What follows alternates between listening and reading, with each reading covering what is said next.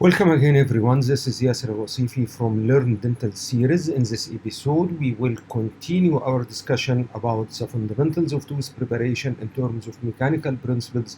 Especially today, we are going to discuss resistance and retention foam. I would like also to mention that I don't receive any fees, compensation, or royalties from the sales of any of the products shown or discussed in this presentation. Also, I haven't any conflict of interest with any of the discussed products, materials, or techniques. Again, I would like to remind you that this presentation is copyright protected and no part of it could be transmitted or edited or redistributed by any means, either electronic or mechanical, without a written permission of me. We already discussed part 1 definitions and concepts, part 2 principles, part 3 biological principles in terms of pulp protection, prevention of caries, recurrence, preservation of tooth supporting structures, and completely aseptic working field. And we start to discuss mechanical principles in terms of outline, foam. Then let us continue today with the mechanical principles, especially how to perform resistance and retention foam. Those are our agenda today, including definition, factors affecting resistance forms, types of retention, means of retention, factors affecting selection of retentive features. Let us start with definitions. What is meant by resistance and what is meant by retention? Resistance, it's a form given to prepare the cavity to prevent fracture, this is number 1, of tooth and restorative material. Okay, this is a form to preserve the integrity of the remaining tooth structure and the restorative material or your restoration, and provide them with sufficient strength to withstand the destructive effect of occlusal component of occlusal force. Okay, while retention is a form given to the prepared cavity to prevent displacement or dislodgement of your restoration out of the cavity. They are actually two distinct and far away in their meaning from each other. Resistance is a function while retention is another function. But the question is why we joined both of them together. Okay, why we joined resistance and retention. Resistance means nothing should fracture. Retention means nothing should be displaced or dislodgement. This is an objective, and this is another one. Why we join them together? Because already resistance and retention forms, okay, are already two faces of one coin. What is meant by two faces of the same coin? Number 1, both of them constitute a cavity design that counteracts the effect of occlusal forces. Then they share the same enemy, which is the occlusal loading force. This is number 1. Number 2, each one of the two forms is considered as a major factor in the other one. Then retention is a major factor to provide resistance, and resistance is a major factor to provide retention. That means, or that's to say, to be resistant and to avoid fracture of the restoration, it shouldn't be displaced or dislodged. Whenever it is displaced, then it will have a movement, okay, from the periphery, and the center is fixed. It will break down from the center, okay, like you are moving a ruler until it fractured from the center, okay. And also for retention, for restoration to be retentive, it should be integral. If it is fractured into small pieces, then it will be easily displaced or dislodged from the cavity. And finally, there are certain cavity features or forms. You cut it to provide resistance, automatically it will provide also retention. And if you cut it aiming for retention, it will provide you with resistance. Let us say that cavo surface angle should be 90 degree. Cavo surface angle should be 90 degree. Okay, 90 degree to provide enamel wall with full support, full thickness, and to provide also integral amalgam restoration at the margin, as we discussed before, and this is considered as a resistance form.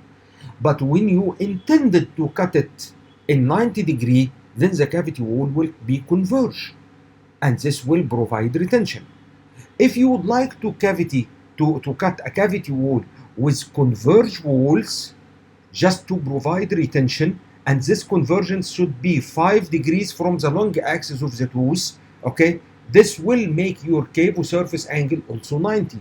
Then you are intended to cut it in this form to provide retention, and by the way, it provides you with cavo surface angle 90, which is considered as resistance. Let us go for some details and let us discuss factors affecting resistance.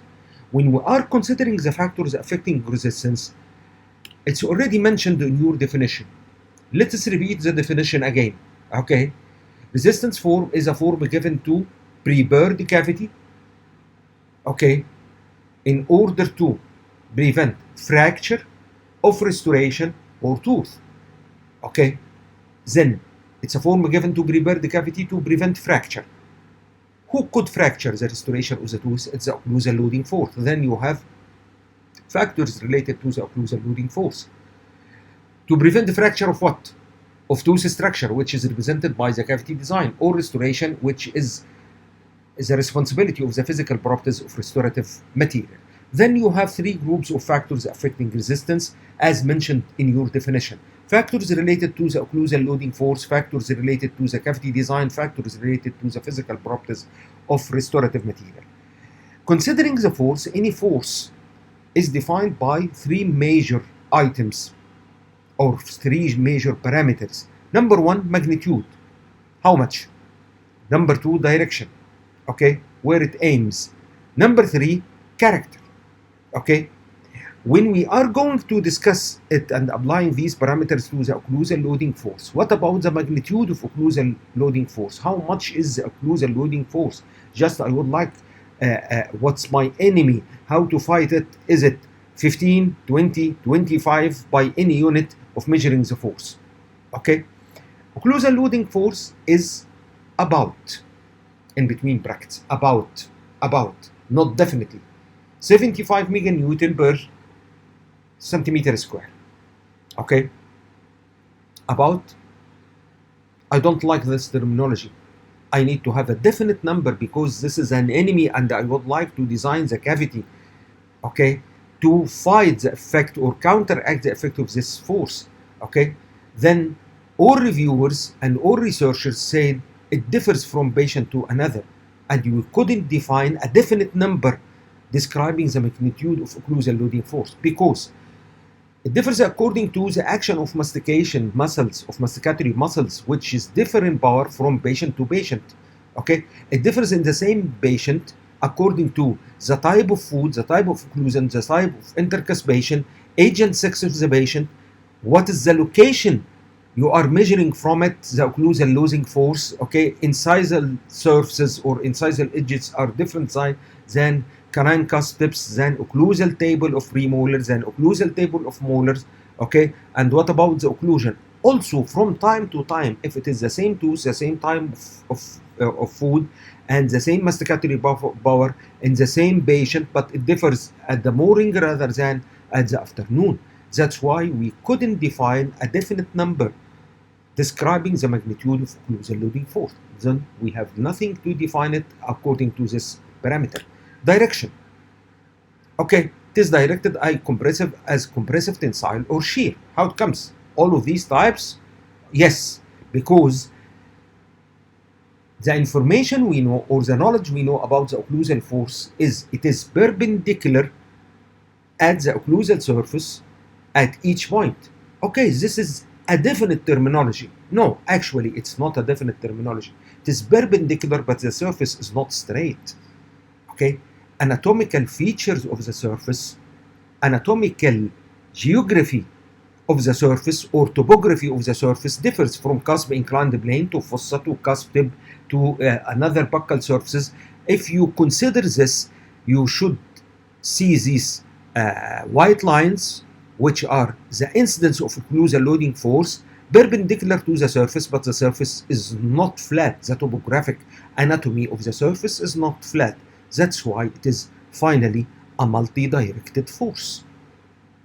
And also, we couldn't define H character or its definite character, its definite direction, the direction differs according to the curved anatomy of the surface.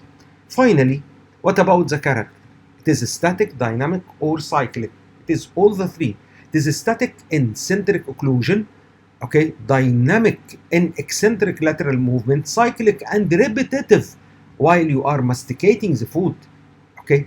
In conclusion, the occlusal loading force is cyclic occlusal force with different magnitudes and directions presented during mastication, producing fatigue to the remaining tooth structure and restoration or restorative material and enhance their fracture. That's why your cavity design should allow minimizing the effect of these forces in both the restorative material and the remaining tooth structure. That's to say that you should design your cavity to allow complete analysis of the force to have a resultant of zero effect in your remaining tooth structure and the restoration. That's why, number one, you should identify precisely the areas of occlusal contact to prevent placement of the restoration margin or restoration tooth margin at these areas that will enhance fracture due to this occlusal contact. And if you remember in the first lecture of this topic, this was one of the most important things, that prior to preparing the tooth structure, we should identify the centric holding areas, either to drive away your cavity margins from this area or at least provide bulk of restoration and tooth structure at this area. And this is the function of cavity design. Number two, group number two, is the cavity design. Starting with cavity walls and floors, direction should be either parallel or perpendicular to the force, and texture, it should be flat and absolutely smooth to avoid stress concentration. Let us discuss these two information, okay, by this abstract. We have three surfaces. One of them is absolutely flat, one of them is tilted, and one of them is absolutely vertical, okay, or parallel to the vertical plane, and the first one is parallel to the horizontal plane. The first one, if you apply a force, it will hit the surface in a 90-degree angle, okay. That means that it will be analyzed into two horizontal components, one to the right, one to the left, and as the angles of incidence is equal, both of them are 90, it will be analyzed into two horizontal components, one to the right and one to the left, and both of them are equal to each other but opposite in direction. The effect of them will be zero because they will cancel the effect of each other. This is possibility number one. The force is perpendicular to the surface, or the surface is perpendicular or at right angle to the direction of force. Possibility number two, the surface is tilted, okay, and the force is applied. Then it will also analyze into two horizontal components, but the one going to the left side is greater than the one going to the right side because the incidence angle is greater, okay, and the resultant will be towards the left side, which will be more destructive, which will tend to displace the restoration or fracture the restoration or the tooth structure, okay. The third possibility is the surface and the force is in the same direction. There will be no analysis of the force. The force will fading through the bulk, and here the key is the bulk of the material or the bulk of the surface until the force is fading out with no effect through this bulk, okay. Which is favorable for us is the condition number one and number three. That's why we designed our cavity walls or floors either perpendicular to the occlusal loading force or parallel to the occlusal loading force, in expense of you are providing enough thickness for fading out of this force, okay. Then we have now two surfaces. Both of them are perpendicular to the occlusal loading force direction or the force direction, but one is absolutely smooth and the other one having a very minute irregularities. The first one, the force will be analyzed into two definite horizontal components absolutely equal to each other, and it will cancel, both of them will cancel the effect of each other. While the other one will have a minute analysis into different directions. You couldn't guarantee which direction having much more force than the others, and that's why, okay, it may lead to minute cracks, and it will be fractured or fracture the restoration. That's why we prefer to have the texture to be absolutely smooth and flat, and the other one is not preferable. Okay, let us discuss here. Here is the cavity wall, okay, is in the same direction of the occlusal loading force. Okay, that's why the occlusal loading force will not analyze, but it will fade according to the bulk of the material and the bulk of the restoration, which should be at least 2 millimeters for brittle materials. Okay, in the other view, the bulbal floor is parallel to the occlusal plane. Both of them are perpendicular to the direction of occlusal loading force, so it will be analyzed into two horizontal components equal to each other in magnitude and opposite in direction. That's why the resultant will be 0. In certain conditions, such as lower mandibular premolars and mandibular molars, where the tooth crown is severely lingually tilted, then you should consider the occlusal plane and make it as a guide to you, not the long axis of the tooth, because you should have as condition number A your burr parallel to the occlusal plane to have the bulbal floor parallel to the occlusal plane.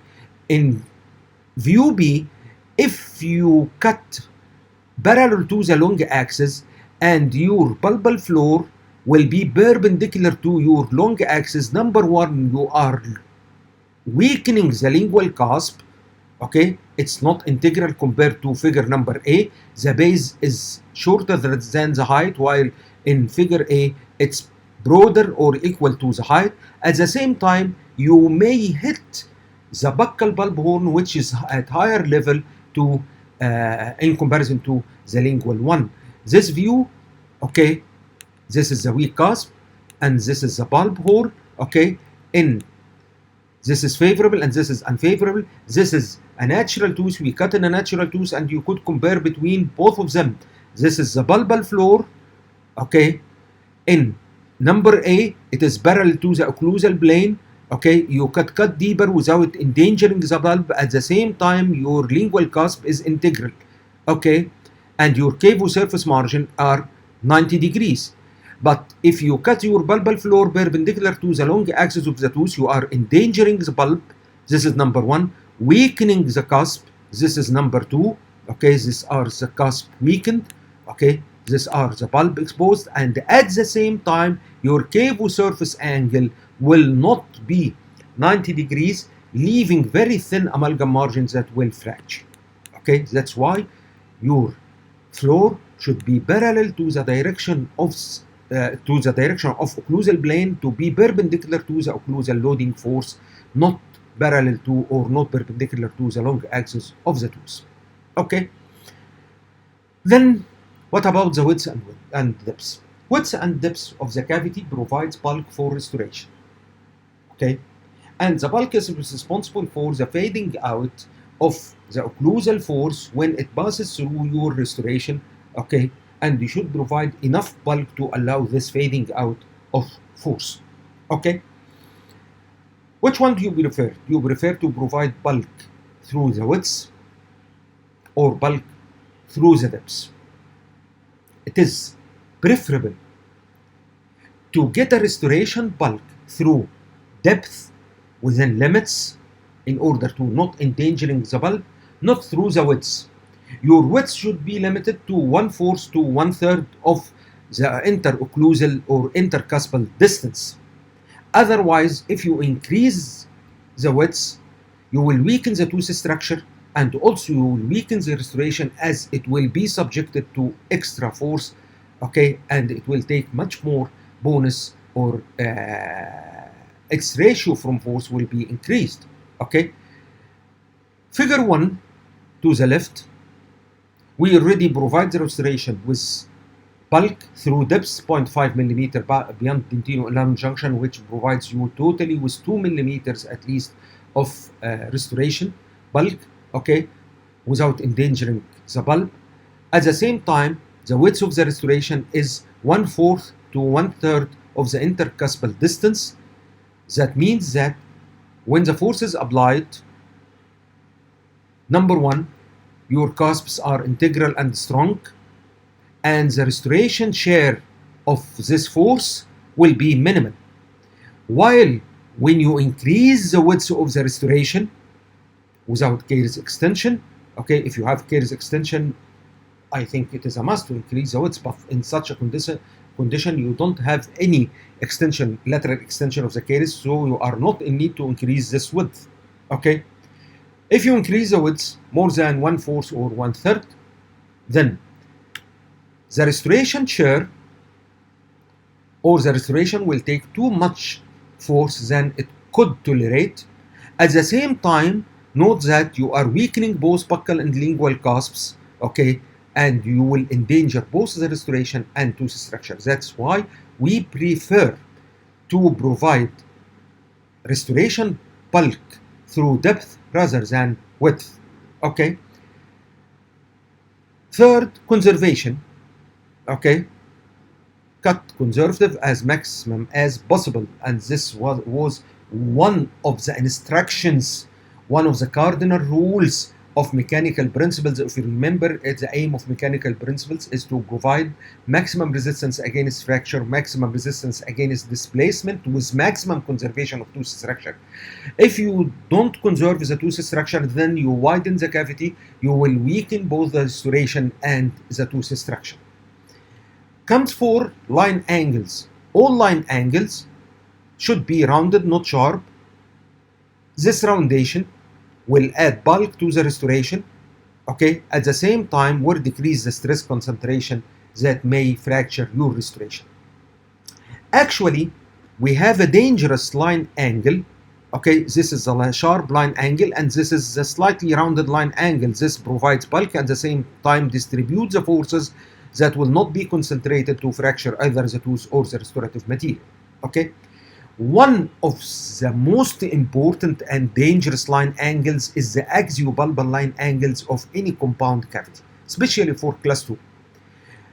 Axiobulbar line angle is a line angle between the bulbar floor and the axial wall, and pointed by this blue arrow, okay. Above this line angle, there is a triangular fossa. Amalgam is carved into triangular fossa, which is a very thin area and intercusped with opposing cusp.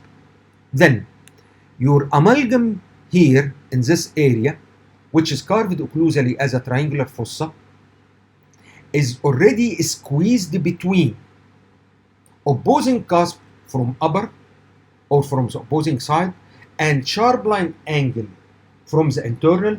This you incise or squeeze your amalgam, either it's like you are cutting it with a scissor, okay, and amalgam will fracture at this critical area.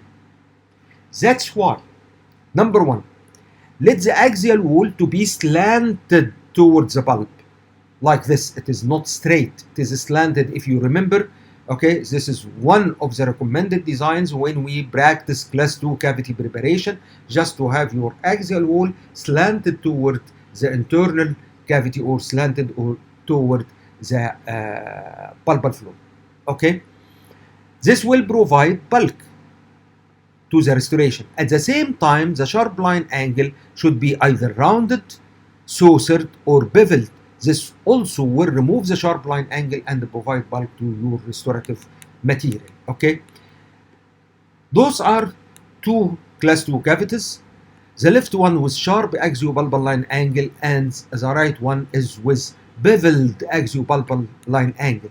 Again, these are two teeth prepared with one with MOD cavity, okay, with rounded axiobulbar line angle and the beveled axiobulbar line angle towards the mesial, okay. This premolar having its distal axiobulbar line angle rounded to provide enough bulk to the restoration, at the same time to drive away the sharp axiopulbar line angle from the critical area of triangular fossa, and provide bulk to the restoration with maximum dissipation or maximum analysis of force to be within what the restoration could tolerate and what the tooth structure could tolerate. Then comes the cavo surface angle. Cavo surface angle for brittle material should be 90, okay, and for ductile material should be 135. We discussed this figure before, and again, it's an important one, discussing the importance to have cavo surface angle 90 degree. If you have cavo surface angle 90 degrees, the incidence of force will meet the enamel wall with full bulk supported by sound dentine, okay, and the force will fade out through the bulk or the thickness of enamel. Also the same for amalgam. The amalgam is bulky, having a bulk of 2 mm at this area, supported by sound dentine, and the interface or the cavity wall in the same direction of force applied, the force will be faded into the thickness of enamel dentine and into the thickness of amalgam, and no fracture will happen. If the cavo surface angle is lesser than 90, enamel will be undermined, enamel will be supported by brittle amalgam, enamel will not have enough thickness or bulk to withstand or to fade out the effect of force, and it will fracture. And the same if the cavo surface angle is much more than 90, but this time amalgam will fracture, okay, because it will not have sufficient thickness to fade out the effect of force. Cavo surface angle 90, no fracture either for restoration or tooth structure. Cavo surface angle lesser than 90, enamel will fracture. Cavo surface angle more than 90, amalgam will fracture. Okay. For cast metal restoration or cast gold restoration, it will be supported or it will be supplied with a bevel. Because the cavity wall is diverged, you should have a bevel to allow room for burnishing gold to come and cover and support enamel, weak enamel at this area. Okay. And then comes the amount of retention. The amount of retention is an important factor in resistance form when you are concerning with compound or complex cavity. Sometimes some operators, when they design class 2 cavity preparation, okay, occlusal part, isthmus part, proximal part, they concerned with undercuts in the occlusal, and they didn't give any attention to the direction of walls for the proximal one. Aiming to amalgam is condensed while it is still soft or in the plastic phase, and when it hardens, okay, it is already retentive from the occlusal one, no matter if it is retentive or not from the proximal side, okay, because it will act as a one piece. This is not true, because amalgam is already retentive and firmly attached to the occlusal part of the cavity, but there is a minimal micro movement you couldn't notice or the patient couldn't notice that will provide fatigue at the isthmus portion, and the restoration will be fractured. It is absolutely similar to this pencil when you are holding it from the periphery, okay, while in the middle it is free, okay, just you are moving it, just you are hoping it is stiff enough that will not fracture because it is as one unit, but actually there is a limited minimal invisible movement in the middle that by time will fatigue and the pencil will be fractured, as you see in the photo number 2. That is why, okay, it is preferable for compound and complex cavity just like this.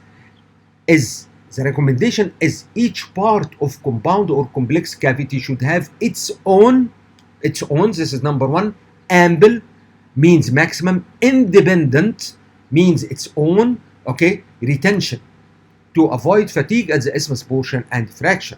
Otherwise, if this amalgam, although it is one unit, okay, but you couldn't notice any minimal micro movement from the proximal side, okay, it will fatigue at the isthmus and it will fracture.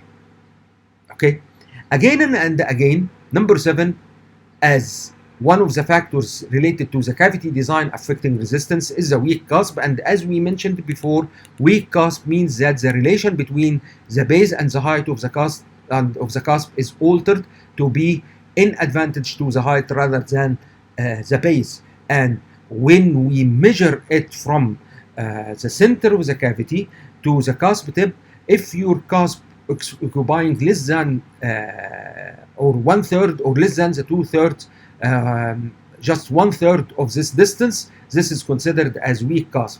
Weak cusp means that while masticating during function, the horizontal components of force will wedge this cusp and fracture it, okay, or the cusp will be splitted, as you see in this repeated slide. Okay, we discussed it in details the previous lecture. Okay, this weak cusp, you couldn't increase the base, you already cut the tooth structure, but you could reduce the height, and the height in case of amalgam is reduced by 2 millimeters, okay, to allow for cusp capping, okay, and this is called cusp tipping, okay. And for cast gold, it is just only beveled to be a cusp coverage, okay, with bevel and counter bevel. This was a previously discussed slide in the last lecture, okay, showing you cusp tipping and covering the cusp with at least 2 millimeters of brittle materials like amalgam, okay, and this is the cusp coverage by counter beveling the weak cusp. Again, I remember you, in case of using bonded restoration, you are not in need to do this unless you have a friable, very weak enamel. Otherwise, let it as it is, okay, and just using adhesive restorative material that will allow cross tying of the weak tooth structure, reinforcement of the weak tooth structure, stress transfer between the weak and strong, and this will reinforce the weak cusp. Finally, the physical properties of the material. Brittle materials indicates cavo surface angle 90, increasing the depth within limits rather than the width, while no of such limits are related to ductile material because already it has high strength properties that could withstand the effect of force of mastication. Then comes resistance forms. In general, all of these factors could be concluded in a form of resistance forms. These resistance forms including relative flat and smooth walls and floors, box-shaped cavity or mortised cavity, we will discuss it in details now, inclusion of weak tooth structure, preservation of cusps and marginal ridges, rounded internal line angle, adequate thickness of restorative material, seat on sound dentine, okay, after excavation of infected dentine, the reduction of cusps for capping when indicated. What is the box-shaped cavity and what is its advantages? Let us discuss it, okay, at this figure. This is the box-shaped cavity.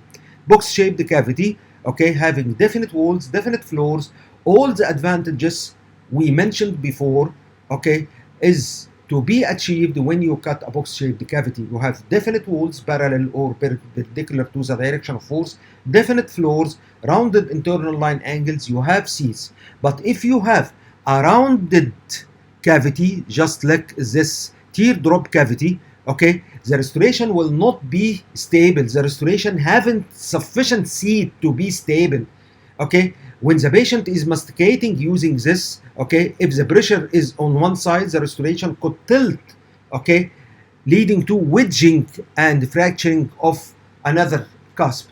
That is what is meant by box or mortised form, which is a favorable one in figure A. When you cut a carious dentine parallel to the recessional lines, then your cavity will be in a form of teardrop like this, and it will no longer be box cavity. Okay, how could you manage this? It's very simple, that you added lateral extension to create what is called dentine ledge, because you should have enough seat to prevent rotation.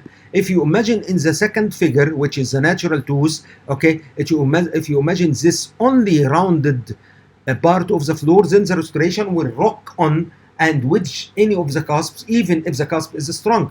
But the remaining flat seat of the bulbal floor will allow this resistance form, and this is one of the advantages of box form cavity.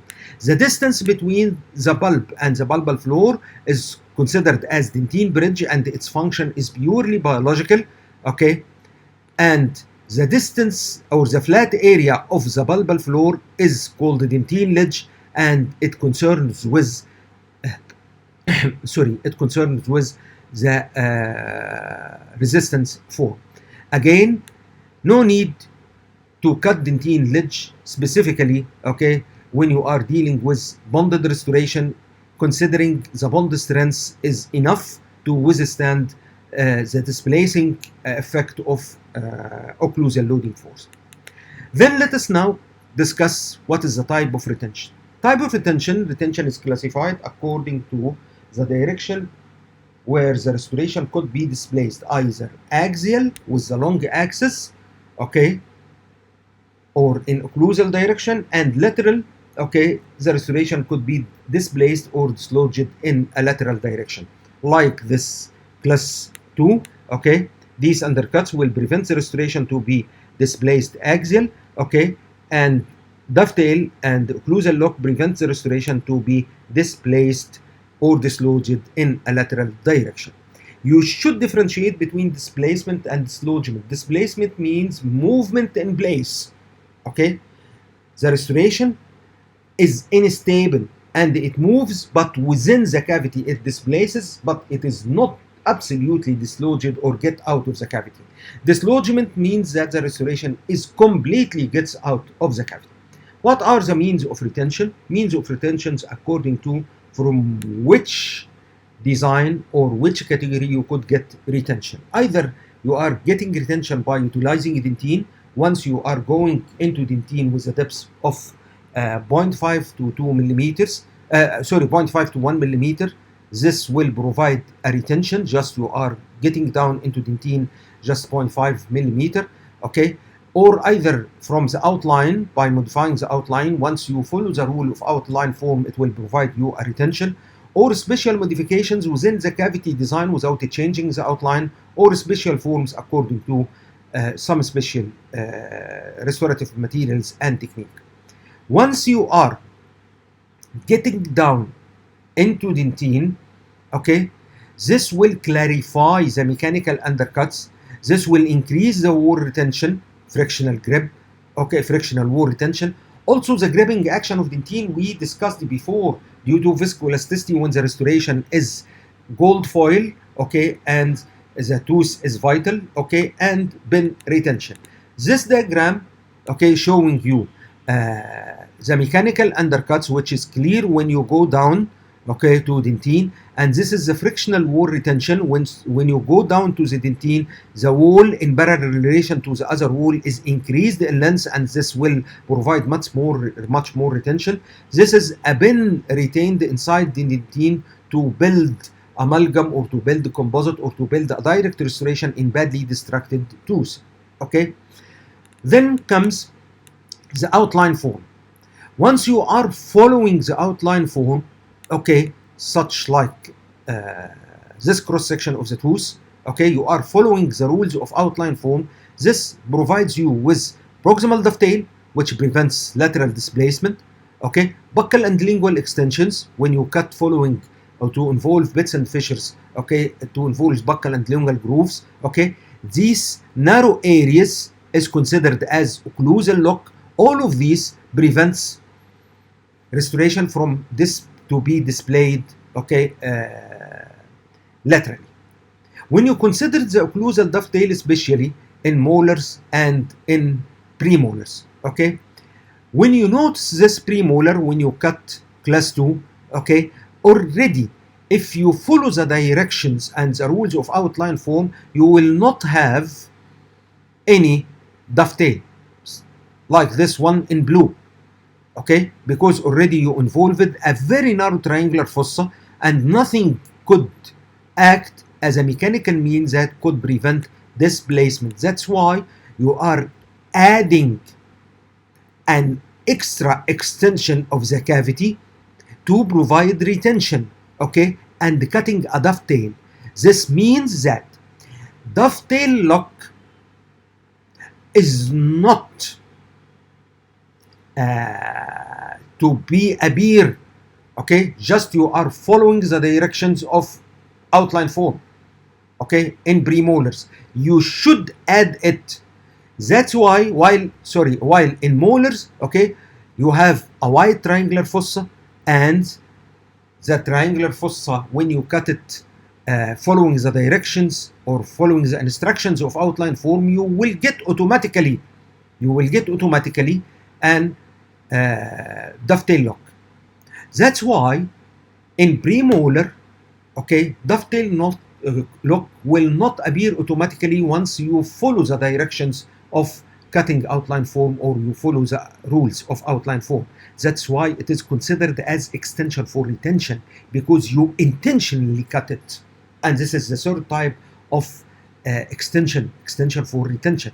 While dovetail lock is considered as extension for prevention in molars, okay, that provides extra retention, because if you follow the directions and the rules of cutting outline form, automatically you will cut a dovetail lock in molars, but it will not appear automatically in premolars. You should intentionally cut it. That's why we have now the third type of extension. We have extension for prevention, which is currently not valid, extension for convenience, currently limited, extension for retention, which is also currently limited. Then, by modifying the cavity design, we may cut proximal axial grooves for class 2 or for any compound cavity for amalgam restoration and for cast gold restoration. This is how we cut proximal axial grooves in expense of the buccal and lingual rather than axial. Okay, for amalgam restoration, it is cut up to the level of bulbar floor, but for cast gold, it should be cut up to the cavo surface angle to provide the required retention. Okay. Then again, when you are cutting a proximal axial grooves for added retention for compound cavities, you cut it in axiobuccal and axiolingual line angles in expense of the buccal and lingual rather than axial to provide the required retention. Its extension will be up to the bulbar floor only in case of amalgam, but it will extend up to cavo surface angle to allow insertion of the cast gold restoration. Okay, and this is why it should be cut in expense of buccal and lingual rather than axial to provide the required lateral retention. This is the extension according to the type of restoration. Either it is amalgam restoration, okay, it will extend only to the bulbar floor, or it is cast restoration, it should extend up to the cavo surface angle. This proximal axial grooves will provide both axial and lateral retention. Mainly it is designed for lateral retention as it will prevent the displacement of restoration in lateral direction, okay, but also for amalgam restoration as it will end at the bulbar floor, okay, at the level of the bulbar floor, it will act as a cove inside which will prevent the axial displacement of restoration. Also for cast gold restoration, which depends on the friction between parallel walls, it will increase the surface area of friction, okay, that's why it will provide both axial and lateral retention, but remember that it is mainly designed for lateral retention. Okay, we could add grooves in the dentine line angles, okay, we could add pinholes, we could add grooves, coves, and locks, okay, all of these are considered as alteration of the cavity design or modifying the cavity design to add retention. One of the important features of retention is the reverse gingival bevel or gingival lock. If you remember when we discussed the hand cutting instrument, we mentioned that there is what is called reverse bevel. Reverse bevel was the mesial ends, okay, or the mesial cutting chisels, okay, which has a reverse bevel, okay. And if you remember, I mentioned at this time that we will have another reverse bevel, but it's a reverse bevel of cavity preparation. Let us go for our illustrations, okay. This is the photo for the left. This is the required beveling of the gingival floor, okay, to be within the direction, okay, of enamel rods at this area, okay, and the right one is the reverse beveling. What is the difference, okay, and when it should be indicated? It is indicated in cases of cast restorations, okay, where the walls are diverged, okay, and nothing could stop the restoration from to be displaced axially rather than the retention, the friction between walls and the cement lock, okay.